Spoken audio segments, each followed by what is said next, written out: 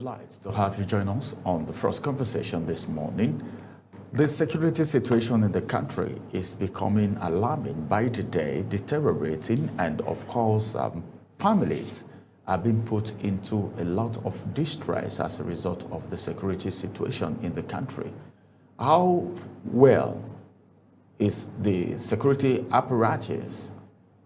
How far have we been able to go as it has to do with putting certain apparatus to use in the security architecture?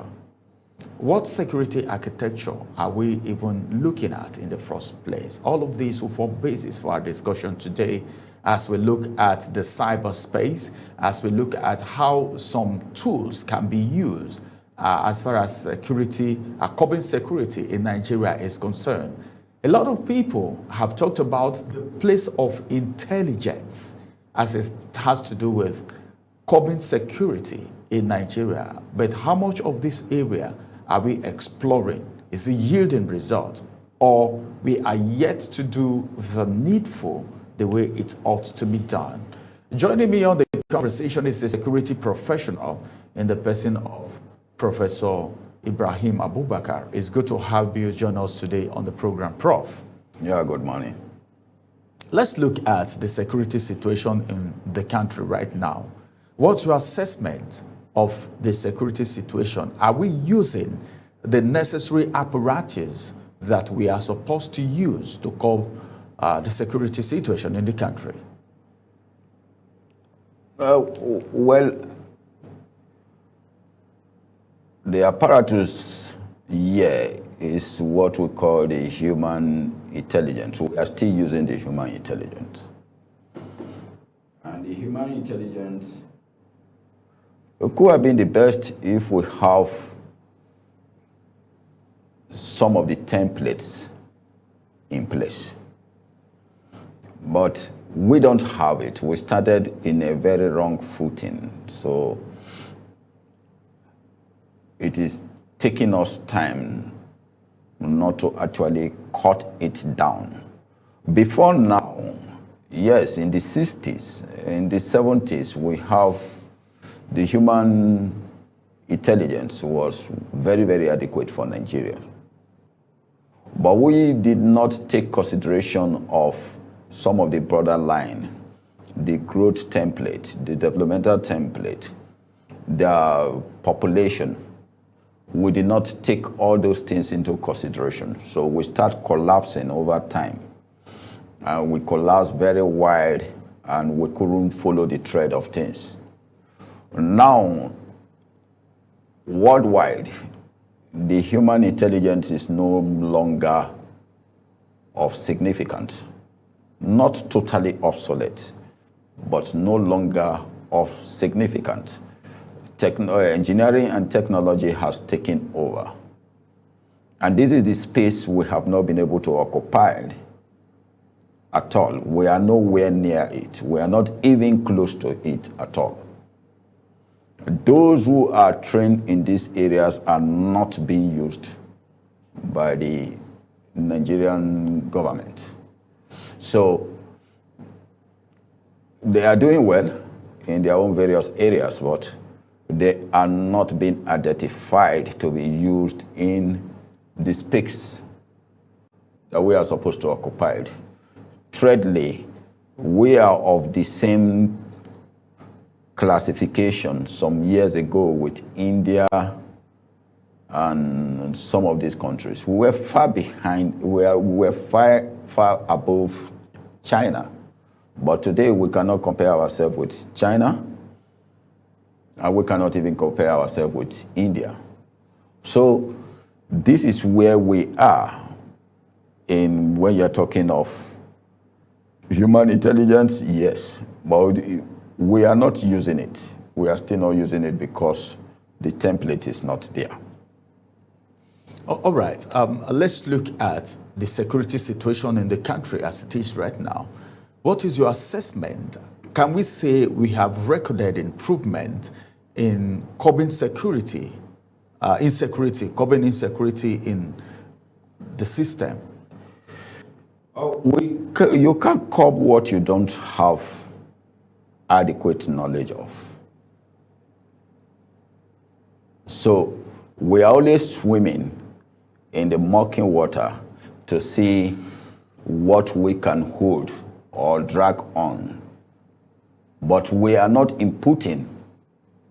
So we swim and try to get hold of something that is actually not there for us to protect. So in the intelligent web, we don't even know how to do human tracking, not to talk of other areas of tracking. We don't have what we call informations, and we don't have intelligent informations. So if we must have intelligent informations, we must have informations before we now separate the informations from intelligent informations. So when the informations are ganked down, it becomes very difficult for you to integrate them and makes information to make management, administration, and operations of them. So here we are limited because the informations are not even there, not to bring in intelligent informations. We have to first of all look for the informations that will now make it intelligent informations. So the informations are very, very limited. Do you think that it's possible for information to leak? What would you were talking about intelligence. Now you're a professional, you're a security professional. What do you think of leakage of intelligent information? How do we have that? How does it happen? And what's the implication? Yeah, when you say leakages of information, that means you have information and they are being linked to some people. And this is where the area is. The areas of that is the area in security we call security languages. Here we say English is our mother tongue. So everybody speak English and everything is detailed and written in English. In the security world, we have security language. So let me use the police for example. What a constable to an inspector understand as a language should be different. What an assistant superintendent to a chief superintendent understand as a language should be different. And what an assistant commissioner to a commissioner understand as a language is different. So what an assistant inspector general of police to inspector general of police understand as a language is different. So when I am writing my report, it is only people who are trained on this security language, which is a coded language, that will understand that report. So let's look at the leakages now. The leakages is because we don't have security languages and how to manage them.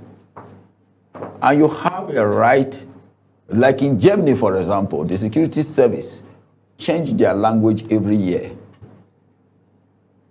So if I have a language we are using and I give it to my secretary to type a security report, she can't or he cannot decode it.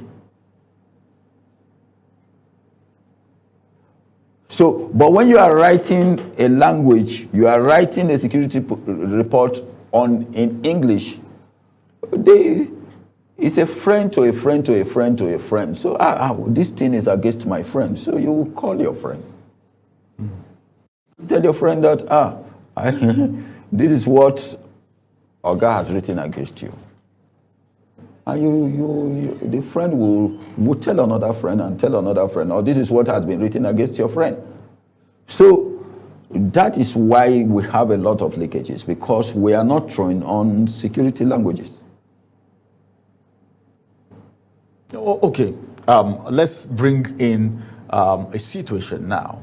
There is this story, this information flying around that a particular soldier had sent his location to his troop after escaping from the bandit, the terrorists, that he should be picked up from a particular location.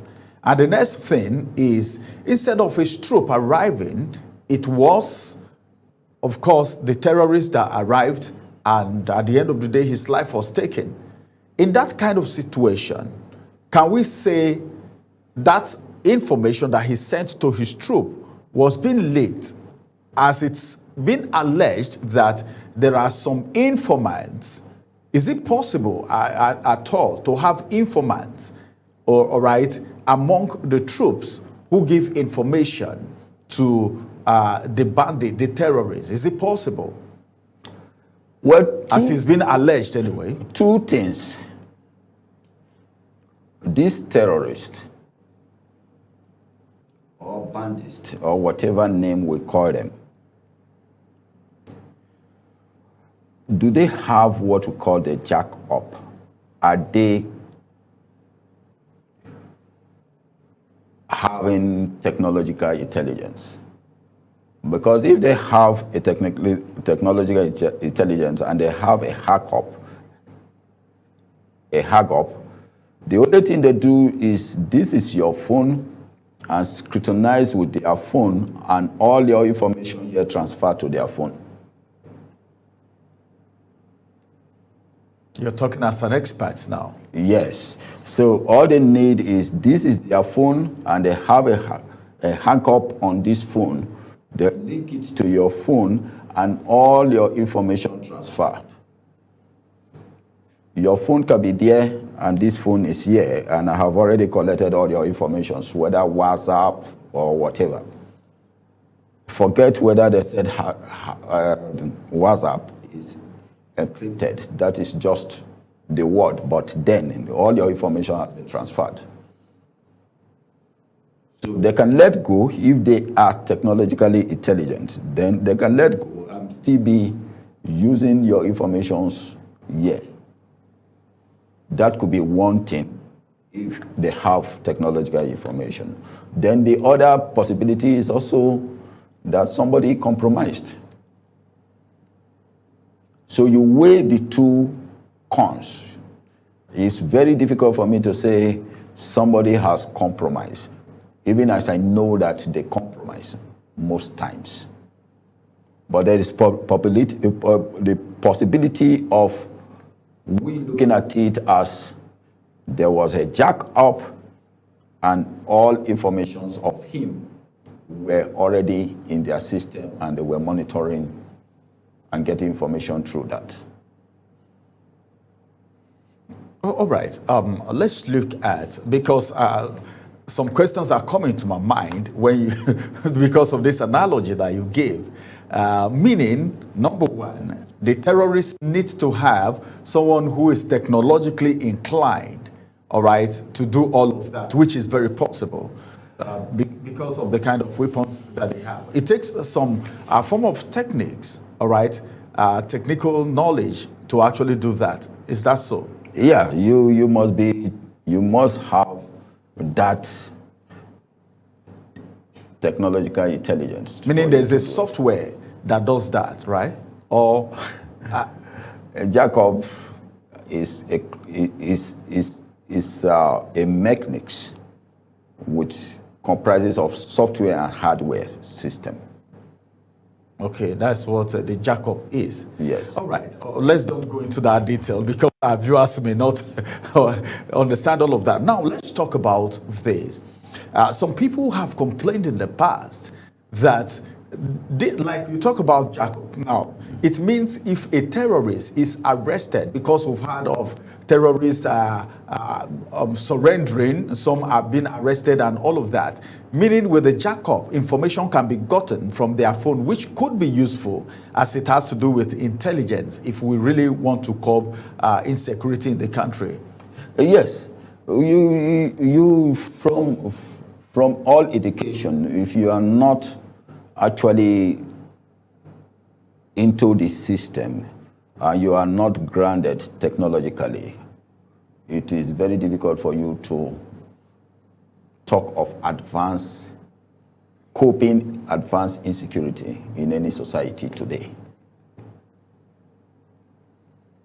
So what would it cost the federal government of Nigeria to go all out, since this thing has become a menace to the society, causing havoc to the society, up to the extent that international bodies, the United States and other countries are even showing concern?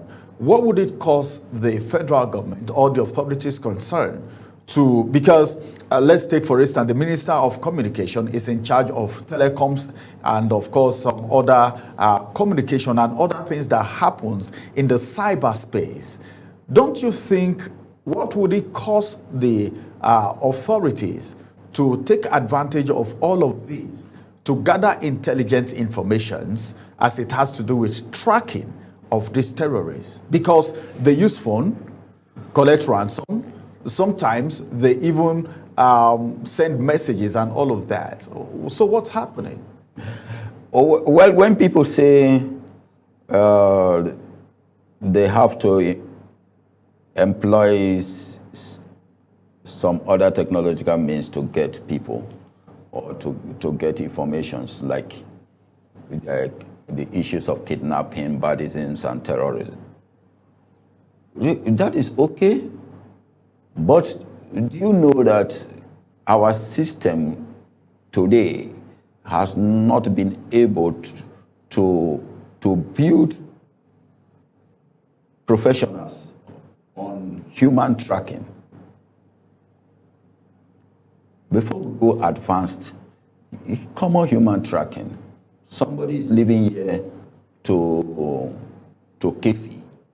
You cannot track his movement. You cannot say, oh, this person is, he has gone into Maraba, he's already in, he has left Maraba, he's already in Uke, he's approaching Kefi, okay, he's already in Kefi.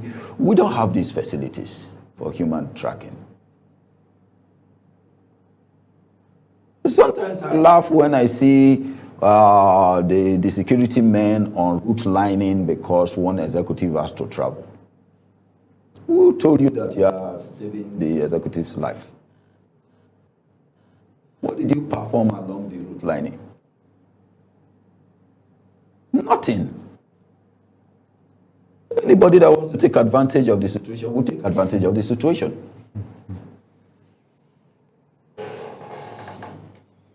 So when I see them in the rain, in the sun, because of one executive traveling, I just smile and walk away. Because some of us we are supposed to be managers. We are not supposed to. But in a dear situation, you are putting the life of that man at stake. So let's talk of human tracking. If we have a system for human tracking alone, we won't even face what we are facing now. Because I should be able to tell you that you're talking of Mr. Peter. Mr. Peter is in Kaduna. And this is where he is in Kaduna. This tracking system, this human tracking system, do you think it should be made available can it be made available to all Nigerians, or specifically for intelligence purpose, for maybe the state intelligence, police, or maybe intelligence in the army, or for just security operatives? Because Nigerians can take advantage of this and track people for other activities. It's not, human tracking is not something you just come and wake up and said, I can do it. Because one is capital intensive. Two, it's not a device for everybody. Okay. So, and you know there is room for privacy. So I will not just wake up and say that I want to track you for just tracking's sake. You have a right to your privacy. And that is another rule of its own. But when there is some consign, you understand me, then you have this thing. I have decided on my own to showcase some of my technology by, God willing, next year I want to showcase 10 of my patented technologies. Yeah, if God keep me alive next year. I'd love to be part of that. That's a good idea. One of the things is going to show how we can do identification easily, which connects to human trafficking that I'm talking about, human tracking that I'm talking about. So in that case, you have every right to say you have free movement, you have everything on you, but just as I said, it's not easy. Well, then again, we have this problem of not recognizing our own. And that is still on us. So, but I believe that, I think the Office of the National Security Advisor must have gotten all the technology, because I interfaced with one of them some time ago in the Office of the National Security Advisor, who told me that they have everything you need in this country to contain so what's happening if they have everything we need and we're not seeing results? People are being killed on a daily basis, kidnapped, abducted, and all of that. I think the Office of the National Security Advisor will be able to answer that. I don't have anything to say on it. But with the rising situation right now, how safe is our cyberspace? Because we have not occupied anything in the cyberspace. Maybe people don't understand what the cyberspace means. What effective technology or security, system security, engineering or technology do we have as Nigeria? That we are talking of the cyberspace. So our cyberspace is porous as it is right now, Prof? In fact, we are not occupying anywhere in the cyberspace. Nigeria is not even in the countries that occupy the cyberspace. What did you have? Common space radar system you don't have. You don't have a satellite. So where are you occupying in the cyberspace? Why are people thinking that the cyberspace is because you have one system, one laptop or so, or you have one phone that is internet compliant? That means you occupy the cyberspace. Which cyberspace? So if you want to talk about cybersecurity in Nigeria, it is zero? What cybersecurity? Who told you we have anywhere in the cyberspace? What have you developed that occupy that space? We are even talking of people that will say, okay, they are trying. Then we start talking of maybe Egypt, maybe South Africa. That's the whole of Africa. Entirely in Africa, Nigeria is zero. Let's put it that way. But where are we, as it has to do with intelligence connected to cybersecurity intelligence? Well, everybody goes to school and graduate and said they have a degree in cybersecurity. But if you go down and sit down and discuss this with these people, you find out that all they have learned is theory. They cannot put any of these things practically. I've sat down with most of them, and when you discuss, you find out that, yes, you agree.